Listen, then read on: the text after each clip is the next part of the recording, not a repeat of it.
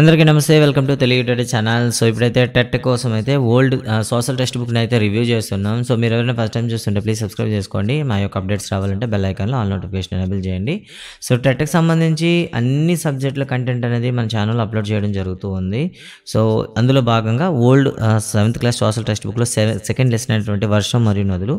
So ఈ పాఠంలో మనకి ప్రశ్నలు అంటే ఎగ్జామ్లో ఏ విధంగా రావడానికి అవకాశం ఉంటుంది అనే ఏరియా మాత్రం హైలైట్ చేస్తాను. సో ఫస్ట్ లైన్లోనే మనకైతే ఉందన్నమాట. భూమిపై ఉన్న ఆవరించి ఉన్న నీటి పరిమాణం ఎంత, లేదా భూమిపైన ఎంత శాతము నీరు ఉంది, లేదా యథార్థంగా ఉన్న నేల శాతం ఎంత, ఇలా అడగడానికి అవకాశం ఉంటుంది. భూమిపైన అయితే మనకి 71% నీరు ఆవరించి ఉంది, అంటే 29% మనకి నేల అయితే ఉందన్నమాట. కాబట్టి 71% నీరైనా చెప్పొచ్చు, లేదా నేల పరిమాణం అంతే మీరు 29% అని చెప్తారనమాట. ఇంకెక్కడ కూడా మనకి ప్రశ్న అడగడానికి అవకాశం లేదు. ఇక్కడ తర్వాత చూసుకున్నట్లయితే ఇక్కడంతా కూడాను ఒక ప్రణవి అనే అమ్మాయి యొక్క దినచర్యని చెప్తూ మనకైతే చెప్పడం జరిగిందనమాట. దీనికి సంబంధించిన విశ్లేషణ అయితే మనకి ఇక్కడ కనిపిస్తుంది. సో భూమి ఉపరితలం మీద మహాసముద్రాలు, నదులు, సరస్సులు మొదలైన జలభాగాలు ఉన్నాయి. వీటి నుండి నీరు ఎగతెగకుండా ఆవిరవుతూ ఉంటుంది సూర్యరశ్మి వల్ల. సో ఇలా ఆవిరవడాన్ని మనం ఏమని పిలుస్తాం? బాష్పీభవనము అంటాము. ఈ బాష్పీభవనము మన శరీరం నుండి, చెట్ల నుండి, నేల నుండి కూడా జరుగుతుంది. ఉష్ణోగ్రత పెరిగే కొద్దీ నీరు తొందరగా ఆవిరవుతుంది. సో ఈ ఆవిరైనటువంటి నీరు అనేది ఏమవుతుందంటే, చూడండి ఒకసారి ఇక్కడైతే మాటలైతే ఇవ్వడం జరిగింది. సో రైట్, ఇక్కడ మేఘాలు ఏర్పడడం గురించి, అంటే వేడిగాలికి నీరు ఎక్కువగా ఆవిరై ఆకాశంలో పైకి చేరినప్పుడు అది చల్లబడుతుంది. భూమి ఉపరితలం నుండి పైకి వెళ్ళే కొద్దీ చల్లగా ఉంటుంది. ఇక్కడ అండి భూమి ఉపరితలం నుండి పైకి వెళ్ళే కొద్దీ ఏమవుతుంది? చల్లగా ఉంటుంది. వేడిగాలికి నీరు ఆవిరై ఆకాశంలోకి వెళ్తుంది. సో ఈ నీరు ఆవిరేది ఎక్కడెక్కడ నుండి వెళ్తున్నాయో ఇక్కడైతే చెప్పడం జరిగింది. ఒకటి సముద్రాల నుండి వెళ్తుంది, నేల నుండి వెళ్తుంది, నదుల నుండి వెళ్తుంది, చెట్లు మొక్కల నుండి వెళ్తుంది, గుంతల నుండి కూడా వెళ్తుంది అనమాట. ఇలా ఆవిరైనటువంటి నీరు అనేది ఏమవుతుందంటే చల్లబడుతూ చిన్న చిన్న నీటి బిందువులుగా మారుతాయి. ఈ చిన్న నీటి బిందువులు చుట్టూ ఉన్న సూక్ష్మమైన దుమ్ము, ధూళితో లేదా పొగతో కలిసి నిదానంగా వాటి పరిమాణం పెరుగుతుంది. ఇది చిన్న నీటి బిందువులు కలిసి, ఇలా ఉండే చిన్న చిన్న నీటి బిందువులన్నీ కలిసి మనకి మేఘాలు ఏర్పడతాయి. అంటే నీటి ఆవిరిగా మారిన ఆవిరి కణాలు అనేవి ఆకాశంలోకి వెళ్ళి ఒక పెద్ద పరిమాణం కలిగినటువంటి ఒక గుంపుగా మారుతాయి. ఆ గుంపునే మనం మేఘాలు అంటాము అంటూ ఇవ్వడం అయితే జరిగిందనమాట. ఇక్కడ ఒక చిన్న మాట, నీటి ఆవిరి మేఘాలుగా ఎలా మారుతుందో వివరించే చిత్రాన్ని పైన వేయండి అని విద్యార్థులకు కృత్యం అయితే ఇవ్వడం జరిగింది. తర్వాత పేజీలోకి వెళ్దాం. మేఘాలు పైకి పేయ కొద్దీ మరింత చల్లబడడం వల్ల ఎక్కువ నీటి బిందువులు ఏర్పడతాయి. ఆ చిన్న నీటి బిందువులు ఒకదానికొకటి కలిసి పెద్ద బిందువులుగా ఏర్పడతాయి. అవి బరువెక్కడంతో గాలిలో ఉండలేక వర్ష రూపంలో కురుస్తాయి. అంటే చిన్న చిన్న నీటి బిందువులని పైకి పోయి చల్లబడుతూ మనకేమవుతాయంటే పెద్ద పెద్ద నీటి బిందువులు ఏర్పడతాయి. అలా బాగా చల్లబడినటువంటి నీటి బిందువులు మనకి వర్షం రూపంలో పడతాయి అన్నమాట. ఇక తర్వాత మనం చూద్దాం. ఇక్కడైతే మీకైతే జలచక్రం అయితే చూపించాడు. నీరు ఆవిరిగా మారుతుంది, చిన్న చిన్న మేఘాలు ఏర్పడతాయి, పైకి వెళ్తాయి. పైకి వెళ్ళిన తర్వాత భారీగా చల్లబడిన తర్వాత నీటికి వర్ష రూపంలో నేల చేరుతాయి. ఈ మొత్తాన్ని మనం ఏమంటాం? జలచక్రము అని పిలుస్తాం అనమాట. అయితే ఇక్కడ బాష్పీభవనం గురించి కొన్ని ముఖ్యమైన విషయాలు అయితే చెప్పాడనమాట. నీటి ఆవిరిగా మారడాన్ని బాష్పీభవనం అంటాము. అదే నీరు తిరిగి ఆవిరిగా, చూసారా, ఆవిరి తిరిగి నీరుగా మారడాన్ని ద్రవీభవనము అంటాము. గాలిపై భాగాన వేలాడుతున్న చిన్న నీటి బిందువులను సమూహమే మనం ఏమంటాం? మేఘము అంటాము అని 3 పదాలని ఒకే దగ్గర నిర్వచించాడు అనమాట. ఇక జలచక్రం గురించి కూడా ఒక మాట అయితే చెప్పాడనమాట. సముద్రాల నుండి నీరు ఆవిరై ఆకాశంలో మేఘాలుగా తయారై వాటికి చల్లని గాలి తగలగానే వర్షిస్తాయి. ఈ నీరు పల్ల ప్రాంతాల్లో ప్రవహిస్తూ నదులుగా ఏర్పడి తిరిగి సముద్రంలో కలుస్తాయి. ఇదే ప్రక్రియను నిరంతరం కొనసాగుతుంది. దీన్ని జలచక్రం అంటారు అని చెప్పడం జరిగింది. అంటే సముద్రాలు ఆవిరవడం, నేలపైన కురవడం, మళ్ళీ నేలపైన వెళ్తున్న నీరంతా కూడా సముద్రాల్లో కలవడం, ఇదంతా కూడా జరుగుతూనే ఉంటుంది. ఇక అవపాతం అండి, ఇక్కడండి మోస్ట్ ఇంపార్టెంట్ క్వశ్చన్. ఇక్కడ మనకి ప్రశ్న రావడానికి అవకాశం ఉంటుంది 99%. ఓకేనా? సో గాలిలోని తేమ ఆవిరి రూపాల్లో భూమి మీద పడ్డాన్ని, అంటే చూడండి, గాలిలోని తేమ వివిధ రూపాల్లో భూమి మీద పడ్డాన్ని అవపాతం అంటారు. అవపాతం అంటే అది మంచు కావచ్చు, వర్షం కావచ్చు, పొగమంచు కావచ్చు, తుషారం కావచ్చు, వడగండ్లు కావచ్చు. ఇలా గాలిలో ఉండే తేమ తిరిగి భూమి మీద పడ్డాన్ని మనం అవపాతం అంటారు, ప్రెసిపిటేషన్ అంటాము అని ఇవ్వడం జరిగిందనమాట. సో దీనికి పైన చాలాసార్లు ప్రశ్న అడుగుతూ ఉంటాడు. సో మబ్బుల నుండి నీరు అనేది నేలపై పడ్డాన్ని ఏమంటారు? నేలను చేరుకోవడం, పడ్డాను కాదు, నేలను చేరుకోవడం ఏమంటారు? అవపాతం అంటారు. అవపాతం అనేది 5 రకాలుగా జరుగుతుంది. ఓకేనా. ఇక్కడైతే మనకి మంచు, పొగమంచు రెండని చెప్పాడు. సో మంచుగా కావచ్చు, వర్షంగా కావచ్చు, పొగమంచుగా కావచ్చు, తుషారంగా కావచ్చు, లేదా వడగండ్ల రూపంలో కావచ్చు. మొత్తం 5 రకాలుగా మనకి నేలను చేరుకుంటుంది. ఈ మొత్తాన్ని మనం అవపాతం అంటాము. ఇక ఆర్ద్రత అండి. సో మనకు తెలియకుండానే మన చుట్టూ వాతావరణంలో ఏముంటుంది? నీటి ఆవిరి ఉంటుంది. ఇలా వాతావరణంలోని నీటి ఆవిరిని మనం ఏమని పిలుస్తాం? ఆర్ద్రత అంటాం అనమాట. ఉష్ణోగ్రతతో పాటు ఆర్ద్రత కూడా పెరిగినప్పుడు మనకి అసౌకర్యంగా ఉంటుంది. ఎందుకంటే ఉష్ణోగ్రత పెరుగుతుండేటప్పుడు చుట్టుపక్కల కూడా ఆర్ద్రత పెరిగిందనుకోండి, మన శరీరం పైన ఉండే సాధారణంగా మన శరీరం పైన వచ్చినటువంటి చెమట బిందువులని ఆవిరవ్వాలి. ఇవి ఆవిరవ్వాలంటే ఆర్ద్రత అనేది తక్కువ ఉంటేనే మనకి తొందరగా చెమట ఆవిరవుతుంది. ఆర్ద్రత ఎక్కువ ఉందనుకోండి, మనకి వాతావరణంలోకి నీరు అనేది చేరుకోదు. ఫలితంగా ఏమవుతుంది మనకేమవుతుంది? చికటిగా ఉండి ఉక్కపోతగా ఉంటుంది. తర్వాత పవనాలు, మేఘాల గురించి ఇవ్వడం జరిగింది.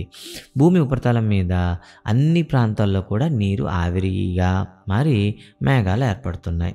మరి మహాసముద్రాల ఉపరితలాలపై నీరు అత్యధికంగా ఆవిరై మేఘాలుగా ఏర్పడతాయి. మొత్తం మీద మహాసముద్రాలు నీటితో కొన్ని వేల కిలోమీటర్ల వరకు వ్యాపించి ఉన్నాయి. అంటే ఇప్పుడు సముద్రాలలో ఉండేటటువంటి మేఘాలు ఏర్పడితే అవి భూమి మీద వర్షించాలి కదా. మరి ఇలా భూమి మీద వర్షించడానికి ఏమైనా సహాయం చేస్తాయా అంటే ఇక్కడ ఒక ప్రశ్న రావచ్చు. ఎందుకంటే సముద్రంలో నీరు ఎక్కువ ఉంటుంది. సముద్రంలో నీరు అనేది ఆవిరైతే ఆవిరి అనేది సముద్రాలపైన మేఘాలు అవుతాయి. అలాంటప్పుడు సముద్రాలపైనే మళ్ళీ వర్షించాలి. కానీ మనకేమవుతుంది? కొన్ని వేల కిలోమీటర్లు ప్రయాణించి మనకు వర్షాన్ని ఇస్తున్నాయి అన్నమాట. దీనికి కారణం ఏమిటి అనే ప్రశ్న అయితే ఉందన్నమాట. అవి ఏ భూభాగంపైకి తీసుకురావడానికి ఏ సహకారం చేస్తుంది అనేది ఒక మాట అయితే ఉంటుంది. సో ఇలా వచ్చే వాటిని గాలులు అనేవి మనకి ఏం చేస్తాయంటే ఒక ప్రాంతంలో ఉండేటటువంటి మేఘాలని ఇంకో ప్రాంతానికి తీసుకురావడం జరుగుతుంది. వీటిని మనం ఏమని పిలుస్తాం? పవనాలు అని పిలుస్తాం అనమాట. అయితే మనకుండే అరేబియా సముద్రం నుండి బంగాళాఖాతం మీదకు వీస్తుంటాయి అన్నమాట.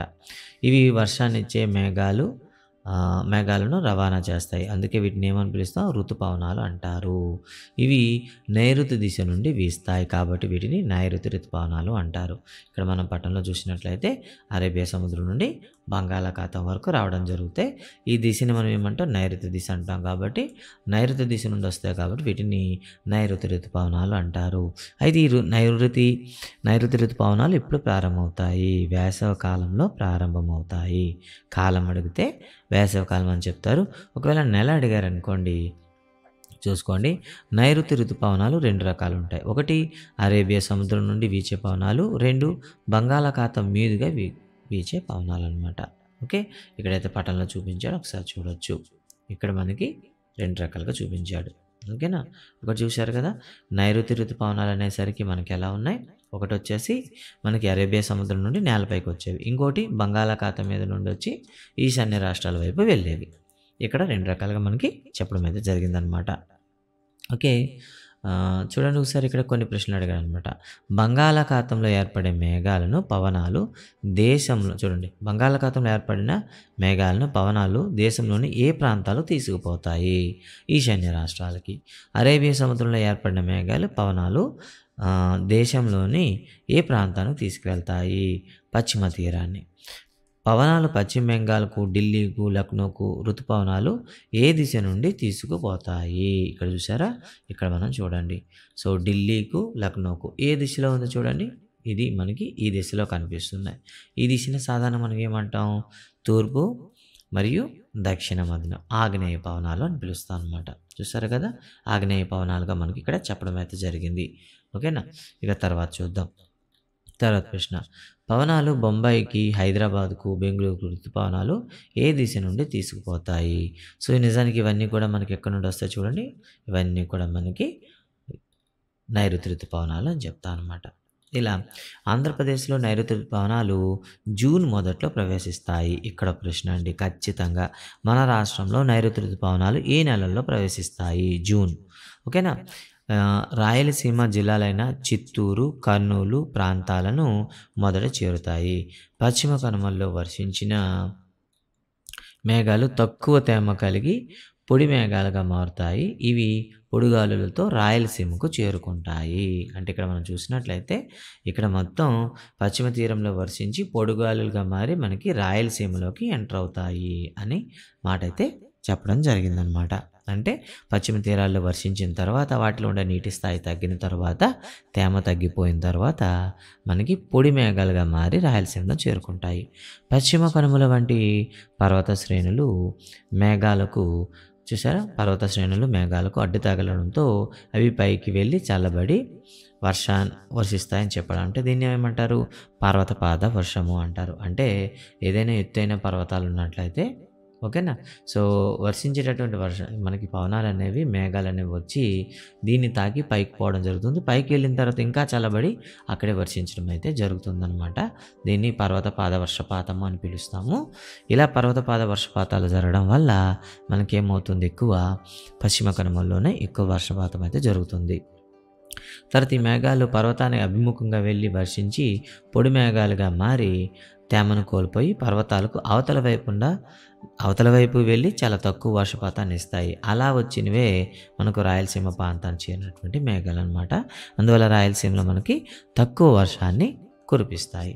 ఇక నైరుతి ఋతుపవనాలు తెలంగాణ జిల్లాలలో అధిక వర్షాన్ని ఇచ్చి తూర్పు కనుమలు దాటి వెళ్తాయి. ఓకేనా, నైరుతి ఋతుపవనాలు తెలంగాణ జిల్లాలో అధికంగా వర్షాన్ని కురిపిస్తాయి. అయితే మే నుండి అక్టోబర్ చూసారా, మే నుండి అక్టోబర్ నెలలో బంగాళాఖాతంలో ఏర్పడే తుఫానులు ఆంధ్రప్రదేశ్ అంతటా తీర ప్రాంతంలో విస్తారంగా వర్షాలు కురవడానికి సహకరిస్తాయి. ఇక్కడ ప్రశ్న చాలాసార్లు అడిగాడు, మళ్ళీ చూడండి.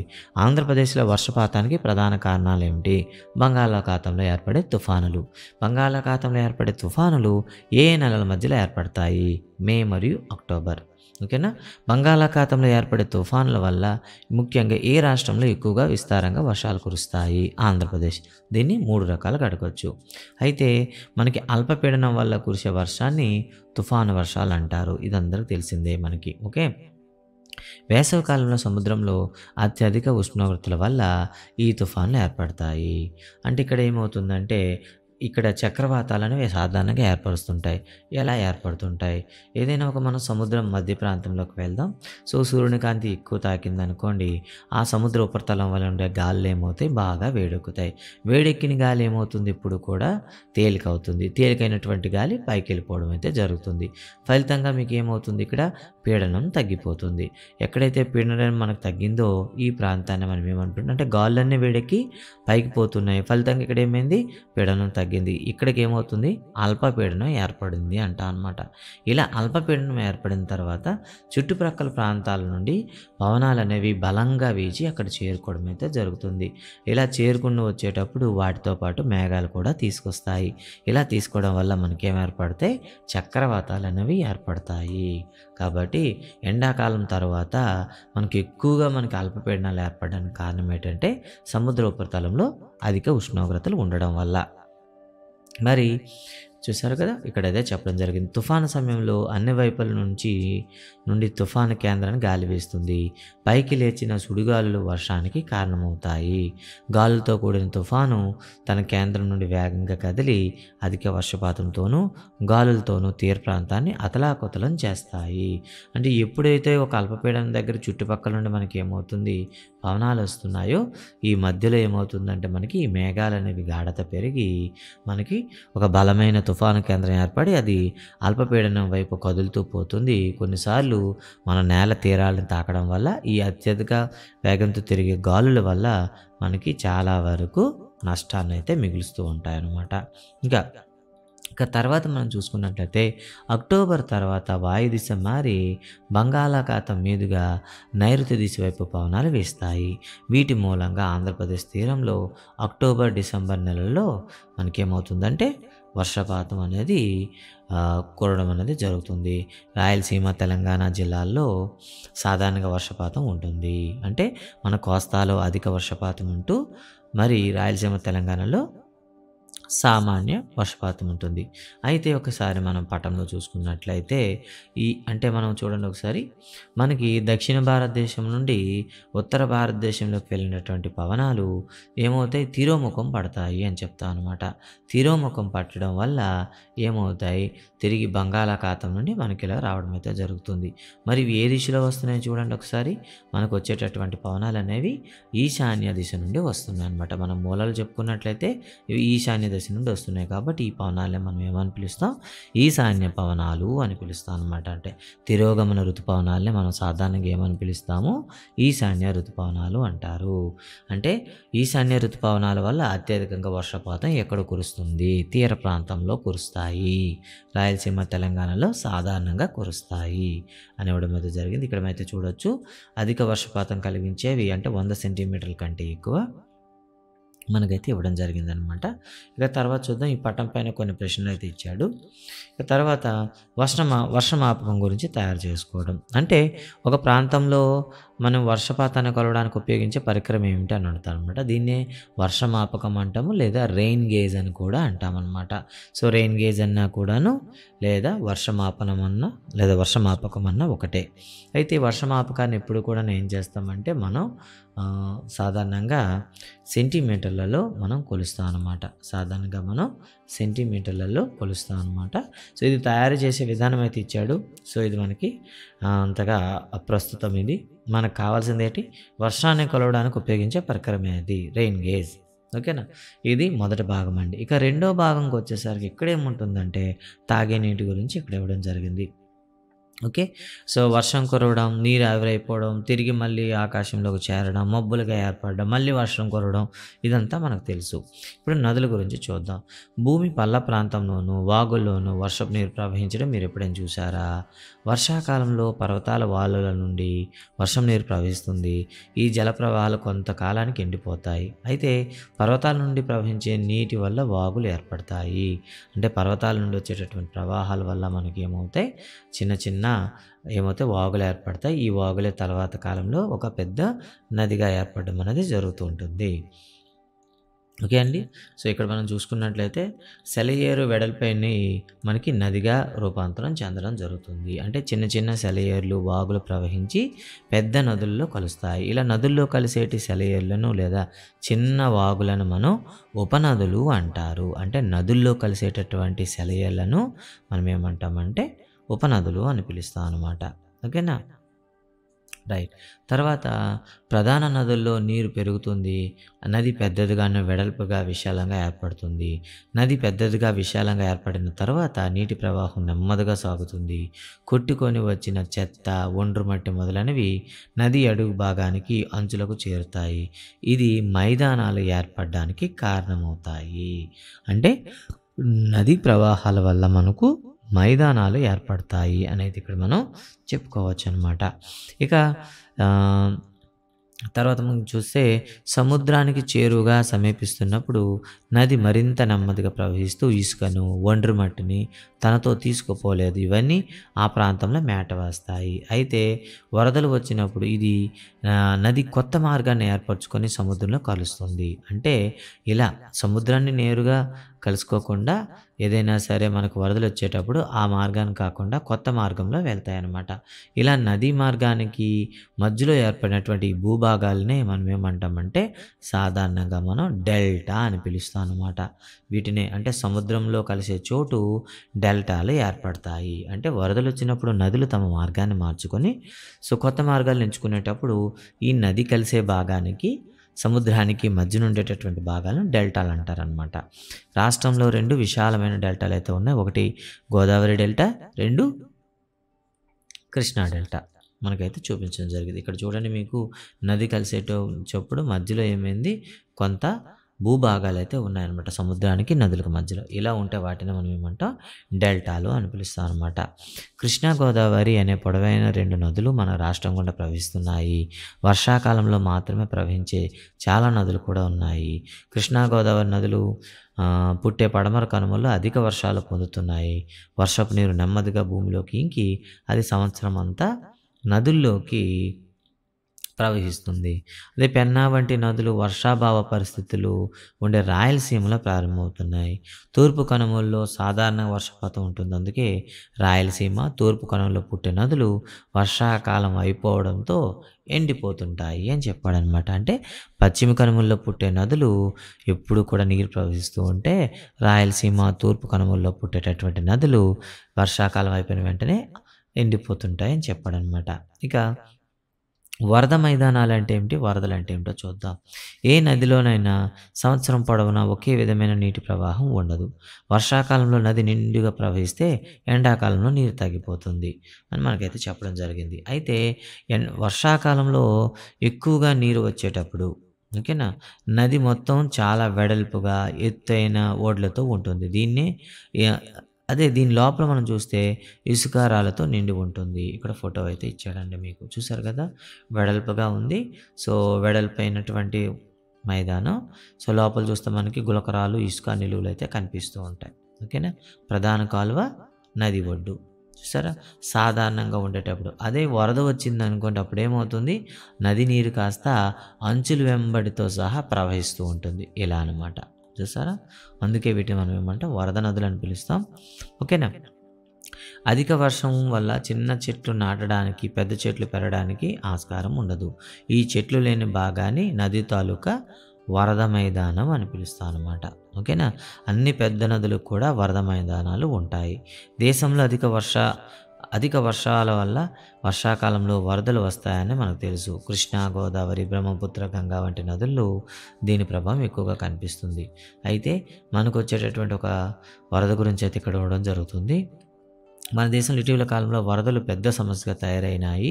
దేశంలో కొంత భాగం ప్రతి సంవత్సరం వర్షాకాలంలో వరద బారిన పడుతుంది. ఇలాంటి వాటి వల్ల ప్రజలు, పంటలు, జీవకోటికి హాని కలుగుతుంది.